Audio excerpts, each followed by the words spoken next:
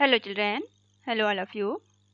Today we will going to start chapter 7 question answer. Okay, आपके chapter 7 की आज हम question answer करने वाले हैं. ये आपका यूपी बोर्ड क्लास 6 इंग्लिश का chapter 7 है. Okay, name of this chapter the honest woodcutter.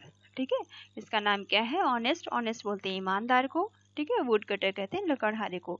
ये स्टोरी हमने इसके फर्स्ट पार्ट में पढ़ी थी वीडियो के, कि इस स्टोरी में एक लकड़हारा रहता है जो एक ईमानदार लकड़हारा है, और उसकी जो एक्स थी, उसकी कुल्हाड़ी थी, वो नदी में गिर जाती है और वो रोने लगता है. फिर नदी की देवी बाहर आती हैं और उसे पहले गोल्डन कुल्हाड़ी देती हैं, तो वो मना कर देता है कि यह हमारी नहीं है. फिर वो दूसरी एक्स लेकर आती हैं जो कि सिल्वर की रहती है, चांदी की. उसे भी वो मना कर देता है कि ये भी हमारी नहीं है, हमारी तो आयरन की थी. ठीक है, फिर वो लास्ट में जो नदी की देवी थी वो आयरन की एक्स लेकर जब आती हैं लोहे की, तो वो उसे ले लेता है. तो नदी की देवी उस पर प्रसन्न हो जाती हैं और उसे तीनों एक्स थी वो उसे उपहार में रिवार्ड में दे देती हैं. ठीक है, ये कहानी हमने पढ़ी थी इसके फर्स्ट पार्ट में. आज हम इसके क्वेश्चन आंसर और एक्टिविटी करेंगे. ओके, तो चलिए स्टार्ट करते हैं. फर्स्ट क्वेश्चन से पूछा गया है आपसे, what was would cutter doing. What was would cutter किसको बोलते हैं? वुड कटर कहते हैं लकड़हारे को. व्हाट मीन्स क्या, डूइंग मतलब करना. तो लकड़हारा क्या कर रहा था? ठीक है, तो लकड़हारा जो था वो क्या कर रहा था? वो बहुत ही गर्मी के दिनों में लकड़ियां काट रहा था. ठीक है, वो लकड़ियां काटने गया था, वो गर्मियों के दिन में लकड़ी काट रहा था. तो फर्स्ट का आंसर आप क्या लिखेंगे? यहाँ पर आंसर आपको डिस्प्ले हो रहा होगा.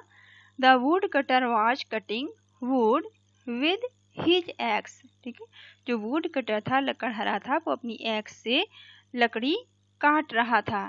ठीक है, वो अपनी एक्स से लकड़ी काट रहा था. On a very hot day, बहुत गर्मी के दिन में. ठीक है, बहुत गर्मी का दिन था जब वो लकड़ी अपनी एक्स से काट रहा था, अपनी कुल्हाड़ी से काट रहा था. ठीक है, तो आप क्या लिखेंगे? The wood cutter was cutting would with his ex on a very hot day. Okay, cutting मतलब काटना होता है, वुड कहते हैं लकड़ी को, एक्स कहते हैं कुल्हाड़ी को. ठीक है, आई होप आपको समझ में आया होगा इसका आंसर. ठीक है, second is, how did his ex fall into the river.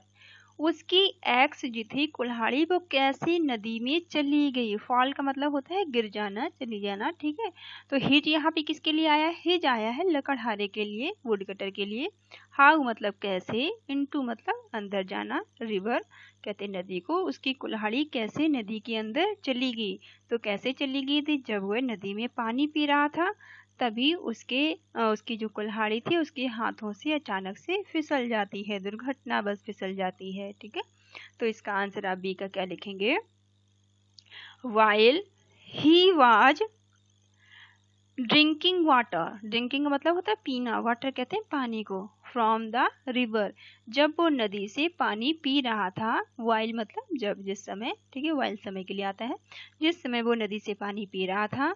His ex accidentally slipped from his hand and fail into the river. ठीक है, तभी क्या होता है, उसकी एक्स नदी में गिर जाती है और नदी में गिरने के बाद में वो पानी में चली जाती है, नदी के अंदर चली जाती है. ठीक है, फेल इनटू द रिवर का मतलब है नदी के अंदर चले जाना. ठीक है, तो आप क्या, स्लिप्ड का मतलब होता है फिसल जाना. ठीक है, स्लिप्ड हो गई थी ना उसके हाथों से. फ्रॉम हिज हैंड, उसके हाथ से फिसल गई थी. ठीक है, while he was drinking water from the river, जब वो नदी से पानी पी रहा था. हिज एक्स एक्सीडेंटली कहते हैं दुर्घटना बस. ठीक है, स्लिप्ड फ्रॉम हिज हैंड, उसके हाथों से फिसल जाती है और नदी के अंदर चली जाती है. Fell into the river. Okay, I hope आपको समझ में आया होगा. Next is, C why did the wood cutter start crying. Wood cutter ने चिल्लाना, रोना क्यों शुरू किया. ठीक है, जो वुड कटर था वो क्यों रोने लगा था, लकड़हारा क्यों रोने लगा था. स्टार्ट का मतलब शुरू करना, क्राइंग कहते हैं रोने को. ठीक है, रोने को या चिल्लाने को. तो why did would cutter start crying, तो वो क्यों रोने लगा था? क्योंकि उसकी जो कुल्हाड़ी थी वो नदी में चली गई थी. ठीक है, लकड़हारा यह सोचकर चिंतित हो गया था कि उसकी कुल्हाड़ी जो है वो नदी में चली गई है. अब वो अपनी फैमिली के लिए कैसे अर्न करेगा, ठीक है, कैसे वो लकड़ियां काट कर बेचेगा। तो यहाँ पे सी का आंसर आप लिखेंगे कि the wood cutter was worried. Worried का मतलब होता है परेशान होना, ठीक है। तो wood cutter was worried to think, think कहते हैं सोचने को, ठीक है। तो लकड़हारा यह सोचकर परेशान हो गया था कि how he would earn for his family, अब वह अपने परिवार के लिए कैसे कमाएगा। अर्न का मतलब होता है कमाना, ठीक है। हिज फैमिली मतलब अपने परिवार के लिए, ठीक है। हाउ का मतलब है कैसे, ही आया है यहाँ वुड कटर के लकड़हारे के लिए, ठीक है। तो सो ही स्टार्टेड क्राइंग, इसलिए वो रो रहा था, इसलिए वो रोने लगा था, ठीक है। The wood cutter was worried, ठीक है। वरीड आप याद रखेंगे, परेशान होने को कहते हैं। The wood cutter was worried to think how he would earn for his family, so का मतलब होता है इसलिए, ही स्टार्टेड क्राइंग, इसलिए वो रोने लगा था। Okay, next is who came out of the water, पानी से कौन बाहर आया था, ठीक है। केम आउट का मतलब क्या है, बाहर आना। केम आउट का मतलब बाहर आना, हु मतलब कौन, ठीक है। ऑफ वाटर, वाटर से, पानी से कौन बाहर आया था। तो कौन बाहर आया था, नदी की जो देवी थी वो बाहर आई थी, है ना। तो आप क्या लिखेंगे इसका, डी का आंसर। डी का आंसर आप लिखोगे द रिवर गॉडेस, गॉडेस कहते हैं देवी को, ठीक है। रिवर कहते हैं नदी को, तो नदी की देवी केम आउट, केम आउट मतलब बाहर आई थी, ऑफ वाटर, नदी की देवी पानी से बाहर आई थी, ठीक है। क्यों आई थी, उसका रोना सुनकर, ठीक है, लकड़हारे का रोना सुनकर वो नदी से बाहर आई थी। The river goddess came out of water. Okay, next is why was river goddess pleased, ठीक है। प्लीज्ड का मतलब होता है प्रसन्न होना, ठीक है। क्यों नदी की देवी प्रसन्न हुई थी, ठीक है। Why was river goddess, river goddess का मतलब नदी की देवी, प्लीज्ड, प्लीज्ड मतलब प्रसन्न होना, वाई मतलब क्यों, तो नदी की देवी क्यों प्रसन्न हुई थी, ठीक है। क्यों प्रसन्न हो गई थी वो, क्योंकि वो लकड़हारे की ईमानदारी को देखकर प्रसन्न हुई थी, है ना, उसकी ऑनेस्टी को देखकर। तो यहाँ पे आप ई का आंसर लिखेंगे the river goddess was pleased to see the honesty of the wood cutter, ठीक है। जो नदी की देवी थी वो लकड़हारे की ईमानदारी को देखकर उस पर प्रसन्न हो गई थी, ठीक है। सी का मतलब है देखकर, ऑनेस्टी कहते हैं ईमानदारी को, प्लीज्ड का मतलब है प्रसन्न होना, ठीक है। रिवर गॉडेस, गॉडेस कहते हैं देवी को, रिवर गॉडेस का मतलब है नदी की देवी, ठीक है। नदी की देवी, वुड कटर कहते हैं लकड़हारे को, तो नदी की जो देवी थी वो लकड़हारे की ईमानदारी को देखकर उस पर प्रसन्न हो गई थी। The river goddess was pleased to see the honesty of the wood cutter. Okay, चलिए next is how did the river goddess reward the wood cutter, ठीक है। रिवार्ड का मतलब क्या है, रिवार्ड का मतलब है पुरस्कृत करना, पुरस्कार देना, कोई इनाम देना, ठीक है, गिफ्ट देना या पुरस्कार देना। तो रिवार्ड का मतलब है पुरस्कृत करना, ठीक है। हाउ डिड रिवर गॉडेस, जो नदी की देवी थी, उन्होंने किस तरह से लकड़हारे को पुरस्कृत किया था, ठीक है। Reward the wood cutter, would cutter को कहते हैं लकड़हारे को। मैं बार बार मीनिंग आपको बताती हूँ ताकि आपको याद हो जाए इसी वीडियो में, ठीक है, ताकि अगर आप एक दो बार वीडियो को देख लें तो आपको सारी इसकी मीनिंग्स याद हो जाए, ठीक है। इसलिए मैं आपको बार बार रिपीट करती हूँ। तो रिवर गॉडेस का मतलब होता है नदी की देवी, रिवार्ड का मतलब होता है पुरस्कार, ठीक है। वुड कटर का मतलब क्या है, लकड़हारा, ठीक है। तो how did river goddess reward the wood cutter, तो वुड कटर को नदी की देवी ने कैसे पुरस्कृत किया था। तो कैसे किया था उन्होंने उसे पुरस्कृत, द रिवर गॉडेस रिवार्डेड, ठीक है, rewarded the wood cutter why given him all the 3 axes, ठीक है। उन्होंने नदी की देवी ने लकड़हारे को सभी तीनों कुल्हाड़ियां देकर उसे पुरस्कृत किया था, ठीक है। रिवार्डेड का मतलब पुरस्कृत करना होता है, वुड कटर लकड़हारे को बोलते हैं। गिवन का मतलब है देकर, ठीक ठीक है। हिम यहाँ पर आया है वुड कटर के लिए, ठीक है, लकड़हारे के लिए। गिवन हिम का मतलब है उन्होंने लकड़हारे को दे दी। ऑल मतलब सभी, द 3 एक्सेस, ठीक है, उन्होंने सभी तीनों कुल्हाड़ियां लकड़हारे को देकर उसे पुरस्कृत किया, ठीक है। तो river goddess rewarded the wood cutter by giving him all the axes. Okay, now last is honesty is the best policy, discuss. अब आपको ये बताना है कि ऑनेस्टी जो है वो बेस्ट पॉलिसी है और ये कैसे है, ठीक है, इसके बारे में आपको थोड़ा सा डिस्कस करना है, ठीक है। तो आप अपने अकॉर्डिंग इसका आंसर लिख सकते हैं, ठीक है। आपकी सुविधा के लिए यहाँ मैंने थोड़ा सा कुछ लिखा है, आप देख लीजिए और आप इसमें चेंजेस कर सकते हैं अपने हिसाब से, ठीक है। तो चलिए यहाँ पे मैं आपको बता देती हूँ आंसर इसका, ठीक है। देखिए आप, तो यहाँ स्क्रीन पे आपको आंसर डिस्प्ले हो रहा होगा, ठीक है। तो आप देखिए, honesty is one of the most desirable character trends in us, ठीक है। क्या मतलब हुआ, जो ऑनेस्टी है, ईमानदारी है, वो हमारे अंदर एक सबसे अच्छा कैरेक्टर है, ठीक है। डिजायरेबल कहते हैं यहाँ पर वांछनीय को, ठीक है। तो जो ईमानदारी है वो हमारे अंदर सबसे वांछनीय लक्षण है, ठीक है। ट्रेट्स बोलते हैं यहाँ लक्षण को, ठीक है। ट्रेट्स का मतलब क्या है, लक्षण, ठीक है। तो ईमानदारी जो है वो हमारे अंदर एक सबसे अच्छा वांछनीय लक्षण। करेक्टर का मतलब होता है चरित्र, ठीक है। करेक्टर का मतलब क्या है, चरित्र। अस का मतलब है हमारे लिए, ठीक है। जो हमारे लिए एक ईमानदारी हमारे लिए हमारे करेक्टर में से, हमारे चरित्र में से एक सबसे अच्छा वांछनीय लक्षण है।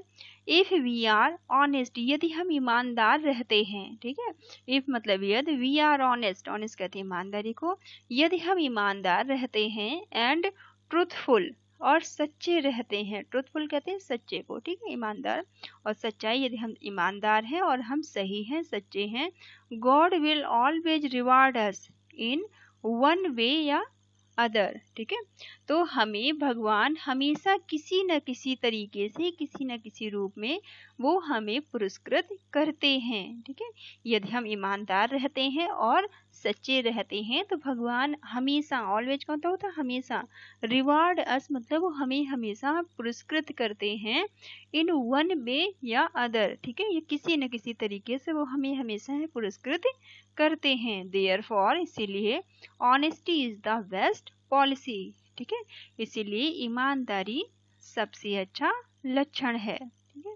तो honesty is one of the most desirable character. Desirable आप याद रखेंगे, डिजायरेबल का मतलब वांछनीय होता है, ठीक है। करेक्टर कहते हैं चरित्र को, ट्रेट्स कहते हैं लक्षण को, ठीक है। तो ईमानदारी हमारे अंदर एक सबसे अच्छा लक्षण है। इफ वी आर ऑनेस्ट, यदि हम ईमानदार रहते हैं, और ट्रूथफुल रहते हैं, and truthful, God will always rewarded us, तो भगवान हमेशा हमें पुरस्कृत करते हैं, इन वन वे या फिर अदर, किसी न किसी रूप में वो हमें पुरस्कृत करते हैं। Therefore honesty is the best policy, इसीलिए कहा जाता है कि ईमानदारी जो है वो सबसे अच्छा लक्षण है, ईमानदारी सबसे अच्छी है, ठीक है। नाउ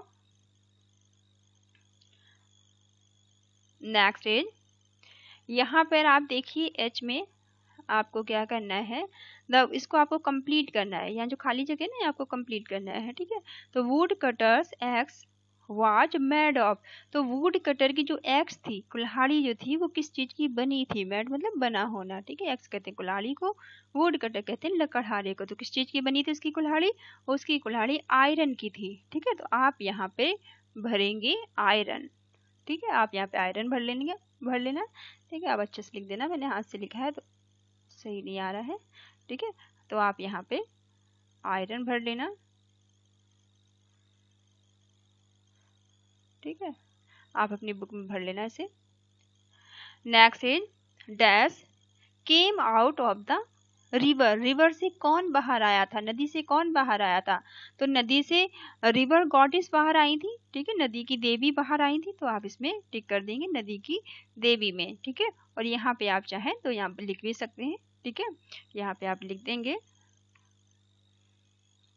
ठीक है। तो यहाँ पे आप रिवर गॉडेस लिख दोगे, ओके, तो यहाँ पे आप इसको फिल करने के बाद ये दोनों आपके कंप्लीट हो गए कि नदी से बाहर कौन आया था, रिवर से बाहर कौन आया था, नदी की देवी बाहर आई थी, ठीक है। और जो वुड कटर की जो कुल्हाड़ी थी वो किस चीज़ की बनी थी, वो आयरन की बनी हुई थी, ठीक है। नाउ वर्ड पावर, अब यहाँ पे आपको वर्ड पावर दिए गए हैं, इनमें आपको क्या करना है, राइट द अपोजिट, आपको अपोजिट लिखने हैं, ठीक है। अपोजिट का मतलब होता है एंटोनियम, ठीक है। आपको अपोजिट लिखने हैं, उल्टे लिखने हैं ऑफ द फॉलोइंग वर्ड, जो यहाँ पे शब्द आपको दिए गए हैं, ठीक है, इनके आपको अपोजिट लिखने हैं। तो पहला क्या है, डिसऑनेस्टी, ठीक है। डिसऑनेस्टी का मतलब क्या होता है, बेईमानी, ठीक है। तो डिसऑनेस्टी का उल्टा क्या हो जाएगा, ईमानदारी हो जाएगा, ठीक है। डिसऑनेस्टी का मतलब बेईमानी होता है, तो इसका उल्टा हो जाएगा ईमानदारी। तो ईमानदारी के लिए आप क्या भरेंगे, ऑनेस्ट, ठीक है।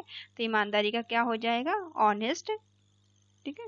यहीं से स्पेलिंग यहाँ पे DIS हटा देंगे तो बाकी की ऑनेस्ट बचेगी स्पेलिंग, ठीक है। ऐसी कम का क्या होगा, कम का अपोजिट, कम मतलब आना और गो मतलब जाना, ठीक है। तो यहाँ गो भरेंगे। कोल्ड, कोल्ड का मतलब होता है ठंडा और हॉट मतलब होता है गर्म, ठीक है। तो आप यहाँ हॉट कर देंगे। लाफ, लाफ का मतलब होता है हंसना, ठीक है। तो लाफ का आप क्या भरोगे, लाफ का मतलब हंसना होता है, और अभी हमने चैप्टर में देखा था कि क्राई का मतलब रोना होता है, तो यहाँ पे आप क्राई भर दोगे, ठीक है। लाफ मतलब हंसना, तो क्राई मतलब रोना, उल्टा हो गया। पनिश, पनिश का मतलब होता है सजा, ठीक है। और सजा का उल्टा क्या होता है, रिवार्ड, ठीक है। तो आप यहाँ पे रिवार्ड भर दोगे, ठीक है। तो रिवार्ड का मतलब होता है पुरस्कृत करना, ठीक है।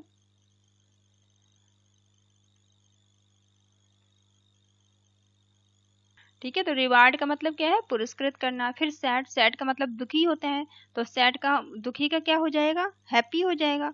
तो आप यहाँ पर हैप्पी कर दोगे, ठीक है। हैप्पी मतलब खुश, ठीक है। HEPPY, हैप्पी का मतलब खुश हो जाता है, सैड मतलब दुखी। तो इस तरह से आप अपनी बुक में इन्हें कंप्लीट कर सकते हैं, ठीक है। Now next is language practice. अब यहाँ पे आपको लैंग्वेज प्रैक्टिस करनी है। क्या करना है, आपको मटेरियल नाउन बताने हैं, ठीक है। Material noun is the name of the substance. जो मटेरियल नाउन होते हैं वो क्या होते हैं, नाम होते हैं किसी सब्सटेंस के, ठीक है। With which thing are made, जो कि चीजें किस किस चीज की बनी हो सकती है मटेरियल नाउन में, कॉटन, कॉटन की बनी हो सकती है कोई चीज, ठीक है। या फिर कोई चीज प्लास्टिक की बनी हो सकती है, या कोई मिल्क हो सकता है, ठीक है। या सीमेंट हो सकती है, या फिर गोल्ड या सिल्वर हो सकता है, ठीक है। या फिर सिल्वर हो सकता है।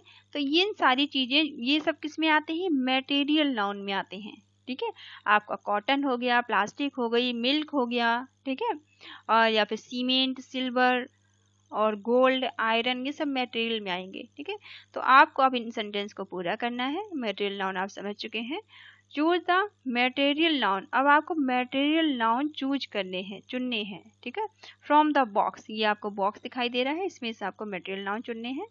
फिल इन द ब्लैंक्स, और ये ब्लैंक्स हैं, इनमें आपको भरने हैं, ठीक है। तो चलिए देखते हैं।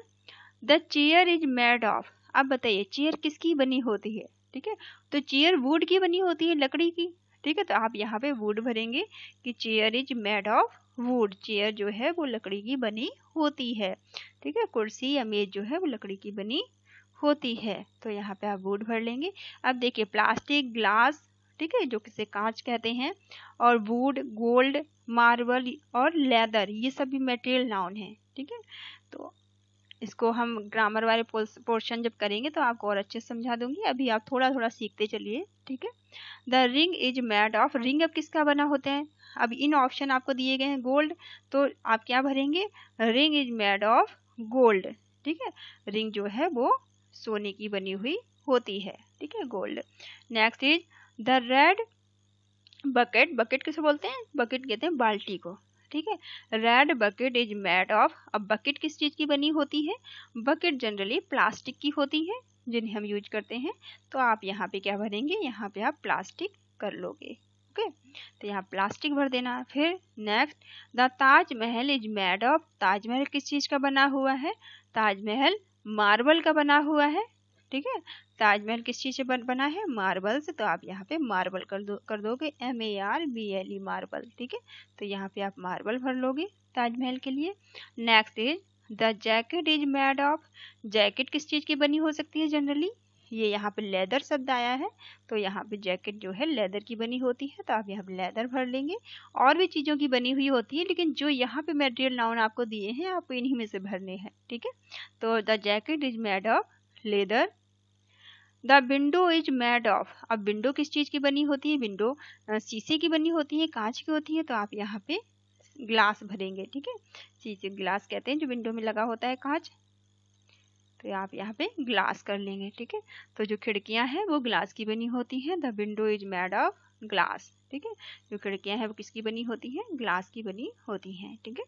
तो आप इस तरह से कंप्लीट कर लेंगे। Next is answer the following questions in yes और नो। अब यहाँ पे आपको कुछ क्वेश्चंस दिए गए हैं जिनके आंसर आपको यस और या नो में करने हैं, ठीक है।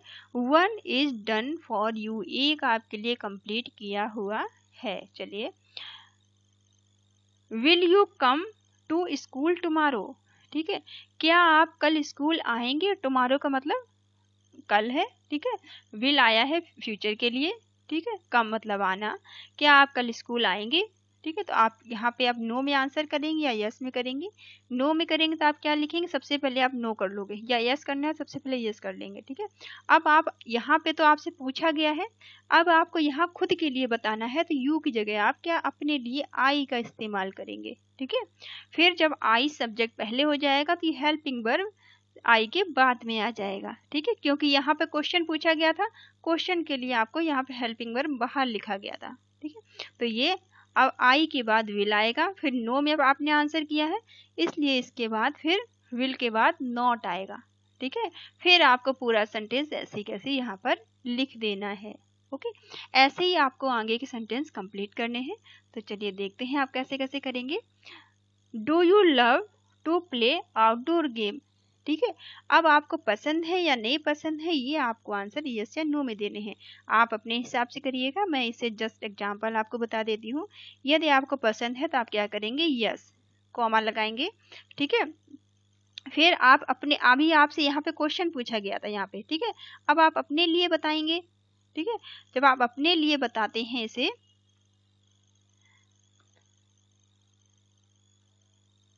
जब आप अपने लिए बता रहे हैं तो यहाँ पे अपने लिए, ठीक है, अपने लिए आप आई का यूज करेंगे तो आप आई लगा लोगे। फिर आई के बाद आप क्या करेंगे, फिर आप बेसिक विद सेंटेंस को पूरा आप रिपीट कर दोगे, ठीक है। I love to play outdoor game, ठीक है, गेम्स। अब आप इसको ऐसे कंप्लीट कर देंगे। पर यदि हमने नो में आंसर किया होता तो क्या होता, तो आपको आई के बाद आपको एक हेल्पिंग वर्ब लगाना पड़ता, क्योंकि नॉट लगाते तो हेल्पिंग वर्ब की आपको जरूरत पड़ती, ठीक है। लेकिन हमने नॉट नहीं लगाया, यस में आंसर किया है, इसलिए आपको हेल्पिंग वर्ब की जरूरत नहीं पड़ी। यस लगा के आपको सीधा आंसर कर दिया है, आपने सिर्फ यू की जगह आई को चेंज किया है, बाकी वैसे की वैसे कर दिया है, ठीक है। Next is Aruna a good dancer, क्या अरुणा एक अच्छी डांसर है, क्या अरुणा एक अच्छी वो अच्छा डांस कर लेती है, वो एक अच्छी डांसर है। तो इसके लिए आप क्या करेंगे, यदि यस में आंसर करते हैं या नो में करते हैं, अगर आप यस में करोगे तब तो आपको कोई चेंजेस नहीं करने हैं, ठीक है, बस यस करके आप लिख देंगे पूरा, ठीक है। अगर आप नो में करते हो तो आप कैसे करोगे, तो यहाँ पे सबसे पहले आप नो करेंगे, नो के बाद आप कॉमा लगाएंगे, ठीक है। फिर आप अरुणा का नाम लिखोगे, ठीक है, नाम किसी का होता है तो फर्स्ट लेटर कैपिटल में होता है, ठीक है। इसका नाम लिखने के पास अब आप हेल्पिंग वर्ब लगाओगे इज के बाद फिर नॉट लगाओगे, ठीक है, is not a good dancer, ठीक है। इस तरह से आप इन्हें कंप्लीट करोगे। Next is are the children going to watch a movie, क्या बच्चे फिल्म देखने जाएंगे, ठीक है। Are the children going to watch a movie, क्या बच्चे फिल्म देखने जाएंगे, मूवी देखने, ये क्या बच्चे मूवी देखने जा रहे हैं। तो अगर यस में आप आंसर करते हो तो आपको कोई ज़्यादा चेंजेस करने की आवश्यकता नहीं है। आप यहाँ पे एस करिए, कॉमा लगाइए, ठीक है। एस और कॉमा के बाद आप क्या करेंगे, द चिल्ड्रन, ठीक है, द चिल्ड्रन आर गोइंग, ठीक है, क्योंकि यहाँ चिल्ड्रन आया है, ठीक है, चिल्ड्रन प्लूरल होता है और यहाँ पे गो के साथ आईएनजी फॉर्म है, तो आईएनजी फॉर्म ये आपका आर है ना, इसको ही हम चिल्ड्रन के बाद ले लेंगे। ये जो यहाँ आर लगा हुआ है इसको बस यहाँ पर लेकर आना है आपको चिल्ड्रन के बाद, ठीक है। फिर आपको सब कुछ वैसे ही कर देना है, going to watch a movie, ठीक है। आपको इस तरह से इसको कंप्लीट करना है। आई होप आपको समझ में आ रहा होगा। नेक्स्ट लास्ट और एक है, where the boys playing football yesterday, कल बच्चे कहाँ फुटबॉल खेल रहे थे, ठीक है। क्या आंसर होगा या इसका कि कल बच्चे कहाँ फुटबॉल खेल रहे थे, ठीक है। तो इसका आंसर आप कैसे देंगे, यदि आप नो में देते हैं तो कैसे देंगे, यस में देते हैं तो कैसे देंगे, ठीक है। अगर आप बताना है कि यस्टरडे बच्चे कहाँ पे खेल रहे थे तो आप यस करोगे। अगर आपको बताना है नहीं बच्चे नहीं खेल रहे थे तो आप यहाँ पे नो करके फिर यहाँ बॉयज के बाद आप ये वर को ले आएंगे और फिर यहाँ नॉट लगा देंगे, ठीक है। अगर आप यस में आंसर करते हैं तो आपको इसकी जरूरत नहीं है, आप यस करेंगे, बॉयज के बाद वर लेकर आएंगे, फिर आप वैसे के वैसे सेंटेंस को लिख देंगे, ठीक है। चलिए मैं नो में करके आपको बता देती हूँ इसका आंसर, ठीक है। तो अब नो, आप यहाँ नो करेंगे, फिर करोगे बॉय द बॉयज वर, ठीक है, नॉट प्लेइंग फुटबॉल यस्टरडे, ठीक है। कल बच्चे फुटबॉल नहीं खेल रहे थे, क्या मतलब हो गया, नो, कल बच्चे फुटबॉल नहीं खेल रहे थे, ठीक है। इस तरह से आप बना सकते हैं। लेकिन आपने अगर यस किया होता यहाँ पे तो फिर ये नॉट नहीं आता, बाकी पूरा सेंटेंस वैसे ही आता, ठीक है। अगर यहाँ पे आप एस लिख देते तो यहाँ पे ये नॉट नहीं आता फिर, ठीक है। यहाँ पे यदि आप एस लिखते तो यहाँ पे नॉट नहीं आता, बाकी पूरा सेंटेंस वैसे की वैसे ही आ जाता, ओके। तो ये आप अपनी तरह से और भी ट्राई करके देखिएगा। चलिए नेक्स्ट एक्टिविटी आपकी है, do you think that would cutter was right, क्या आप समझते हैं कि जो लकड़हारा था वो सही था, राइट मतलब सही, थिंक मतलब सोचना, गिव रीजन, अगर आप समझते हैं कि वो सही था तो आपको एक रीजन बताना है, कारण बताना है, और फॉर योर आंसर, अपने आंसर में फिर आपको कारण इसका बताना है, ठीक है। तो आप कुछ भी बता सकते हैं, आप आंसर इसका खुद से लिखिएगा, ठीक है। जस्ट आपकी हेल्प के लिए यहाँ आंसर छोटा सा मैंने लिखा हुआ है, बाकी आप अपनी आप खुद से लिखिएगा, खुद सोचकर आपको जो ठीक लगता है, ठीक है। यदि आपको लगता है यस तो यस करके दीजिए आंसर, नो लगता है तो नो कर दीजिए सबसे पहले, ठीक है। अगर आप यस में करते हैं तो yes, the wood cutter was right, जो लकड़हारा था वो सही था, बिकॉज क्योंकि he was truthful to saying that he had lost his axe, क्योंकि वो सत्य बोल रहा था, ट्रूथफुल मतलब वो सही था और वो सत्य बोल रहा था, सेइंग मतलब कहना, वो सही कह रहा था कि उसकी जो कुल्हाड़ी खोई थी वो किसकी थी, वो एक्स जो उसकी खोई थी वो आयरन की थी, लोहे की थी, ठीक है। लॉस्ट का मतलब होता है खोना। One times greed would not have ensure this survival for, जब पहली बार गॉडेस कुल्हाड़ी लेकर आई थी तो वो श्योर नहीं था, सर्वाइवल का मतलब होता है जीवित रहना, ठीक है, जीवित रहने के लिए, इंश्योर मतलब पक्की तरह से, ठीक है। तो survival for the life time, जो उसकी कुल्हाड़ी थी वो ये बोलने में वो बिल्कुल सच्चा था कि उसकी कुल्हाड़ी जो थी वो लोहे की थी, क्योंकि वो जानता था कि जो लोहे की कुल्हाड़ी उसकी है वो मजबूत है, ठीक है। Once time greed would not have insure his survive for the time, यदि वो एक बार उसे पता था कि वो सर्वाइव करने के लिए, उसे जीवित रहने के लिए उसकी कुल्हाड़ी बिल्कुल सही है, अगर वो एक बार भी उसने लालच नहीं किया, लोहे की कुल्हाड़ी सोने की कुल्हाड़ी देख के उसने एक बार भी लालच नहीं किया, ही नीडेड, उसे आवश्यकता थी, ही नीडेड मतलब उसे जरूरत थी, ओनली आयरन एक्स, केवल उसे लोहे की कुल्हाड़ी की जरूरत थी, which would strongly cut, strongly मतलब मजबूती से जो काट सकती है थी, ठीक है, जो मजबूती से काट सकती थी, तो वुड कहते हैं लकड़ी को, जो से सिर्फ लोहे की कुल्हाड़ी की जरूरत थी जो कि मजबूती से लकड़ी को काट सकती थी, and help him to earn some income, ठीक है, रेगुलरली, और उसे डेली बेसिस पे, रेगुलर कहते हैं लगातार, डेली बेसिस पे उसे इनकम कहते हैं पैसे कमाने को, अर्न कहते हैं कमाना, ठीक है, और उसे कुछ इनकम कमाने में, कुछ पैसे कमाने में उसकी सहायता कर सकती थी, ठीक है। इसलिए उसने एक बार भी लालच नहीं किया और उसने ईमानदारी से कहा कि उसकी जो कुल्हाड़ी थी वो लोहे की थी और वो लोहे की ही कुल्हाड़ी चाहता था, ओके। तो आप कर लीजिएगा अपने हिसाब से, आप लिख सकते हैं। Now next is what would you do if you find a pencil box in your playground. ठीक है, प्लेग्राउंड कहते हैं खेल के मैदान को, पेंसिल बॉक्स आप जानते हैं। फाइंड मतलब मिलना। यदि आपको कोई पेंसिल बॉक्स मिलता है खेल के मैदान में तो आप क्या करेंगे? ठीक है, तो आप उसे स्कूल क्लास टीचर को दे दोगे या फिर स्कूल के रिसेप्शन पर दे दोगे। ठीक है, ताकि जिस बच्चे का खोया हुआ है उसे मिल जाए। या आप क्या करेंगे, इसका आंसर आपको बताना है। ठीक है, तो आप क्या लिख सकते हैं कि आई वुड गिव इट। ठीक है, आप यहाँ लिख सकते हैं कि आई वुड गिव इट मतलब दे देना, टू माई क्लास टीचर, मैं इसे अपनी क्लास टीचर को दे दूंगा।